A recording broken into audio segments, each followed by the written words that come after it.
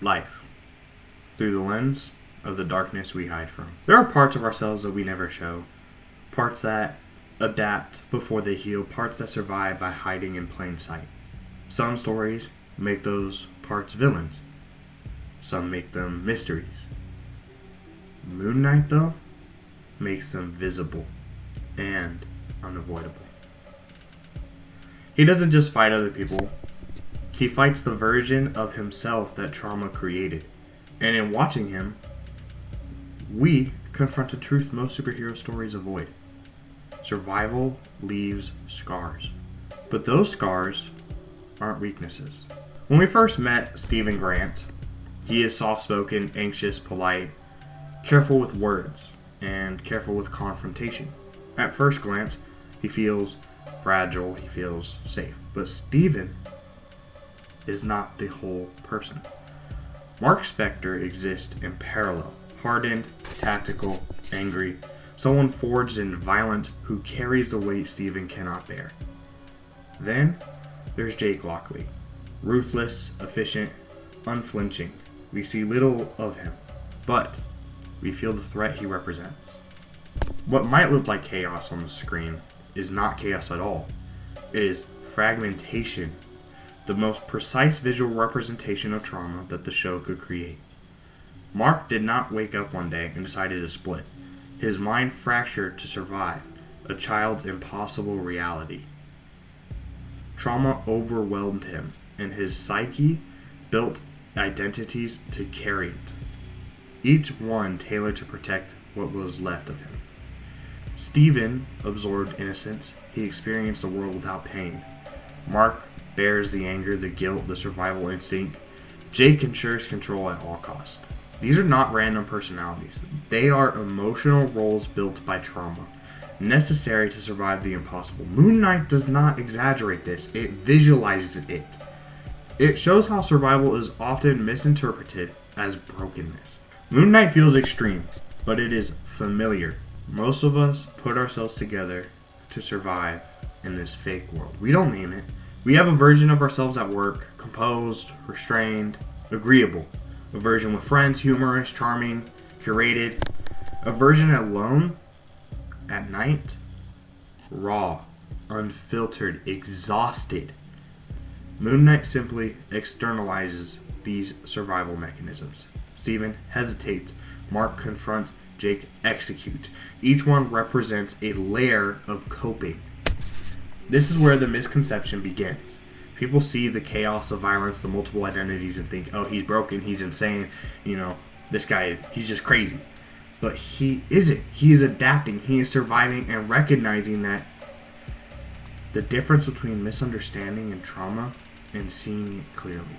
Khonshu is more than a god. He is the embodiment of trauma speaking to survival instincts. You need me. You wouldn't survive without me. I am the reason you are alive, blah, blah, blah. To an outsider, he is manipulative. To Mark, he is survival. Trauma often convinces its survivors that coping mechanisms are both savior and jailer.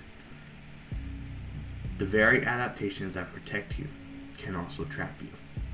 Moon Knight shows this clearly. Control masquerades as care. Survival masquerades as strength. Understanding this is essential. Recognizing that survival can be imperfect but still valid. This is the first step towards seeing Mark not as broken, but as human. One of the most profound moments in the series comes from when Mark and Stephen are forced into the psychiatric hospital. It's not a twist, it's confrontation.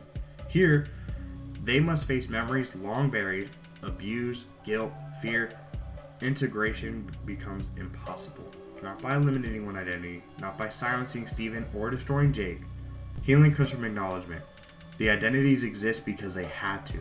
Stephen is not weakness. Mark is not cruelty. Jake is not malice. They are layers of survival. The hospital sequence are more than narrative devices. They are psychological mirrors. They remind the viewer that trauma leaves complex, layered marks. That surviving trauma does not mean perfection. It means adaptation.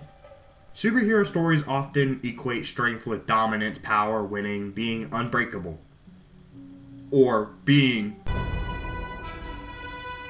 Sorry, I just had to do that. My bad.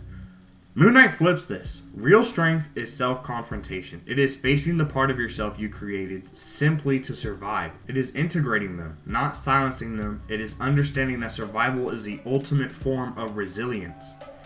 Mark's greatest battle is not with Arthur Harrow, not with the Egyptians, not with the gods. It is with memory, trauma, and identity. And this is what makes the show resonate. It shows that surviving trauma doesn't require perfection. It requires endurance, awareness, integration, and ultimately compassion for yourself.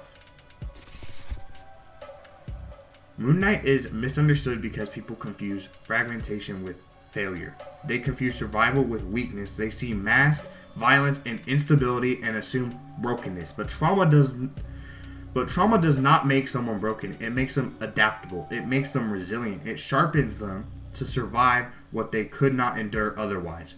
Moon Knight isn't crazy. He isn't broken. He is surviving. And if we watch closely, we see in him what the most honest stories of human resilience reveals. The parts of ourselves that formed in darkness are not evidence of failure. They are evidence that we made it through.